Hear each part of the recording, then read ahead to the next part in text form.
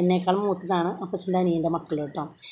അപ്പച്ചൻ്റെ അമ്മച്ചിക്ക് കല്യാണം കഴിഞ്ഞ് 3 വർഷം കഴിഞ്ഞിട്ടാണ് ഞാൻ ഉണ്ടാവുന്നത്. അപ്പോഴേക്കും ചേട്ടനും ചേച്ചിയൊക്കെ ഉണ്ടായിരുന്നു.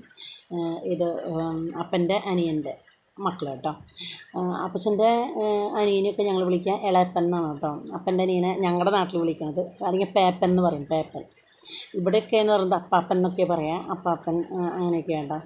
അപ്പം എന്താ പറയുക, ഈ അടിയൊക്കെ കൊണ്ട് വന്നിരിക്കുമ്പോൾ ഉച്ച കഴിഞ്ഞ സമയത്തായിരിക്കും മിക്കവാറും അടി കിട്ടുക.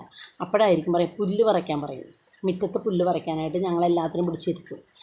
ഞങ്ങൾ അതിനിടയ്ക്ക് കുറേ തമാശകൾ പറയുമ്പം പിന്നെ അമ്മയുടെ വക വേറെ ബഹളമായിരിക്കും. വേഗം പുല്ല് പറിക്കാനല്ലേ പറഞ്ഞതെന്നൊക്കെ പറഞ്ഞിട്ട്. അപ്പം ഒരുവിധം ആഴ്ചയിൽ ഒരു 1-2 പ്രാവശ്യം ആ മുറ്റത്ത് പുല്ല് പറിച്ച് വൃത്തിയായിട്ട് കിടക്കും. കാരണം എന്ന് വെച്ചിട്ടുണ്ടെങ്കിൽ വേറെ ഒന്നും കൊണ്ടല്ല, ആൾക്കാർ വരുമ്പോൾ അവിടെ വൃത്തിയായിട്ടിരിക്കണം നിർബന്ധമാണ്. പിന്നെ ഞങ്ങളുടെ കൊച്ചു പിള്ളേരുടെ ഒരു ഇതെന്ന് പറഞ്ഞു കഴിഞ്ഞാൽ നേരെ പുലർന്നു കഴിഞ്ഞാൽ ഞങ്ങൾ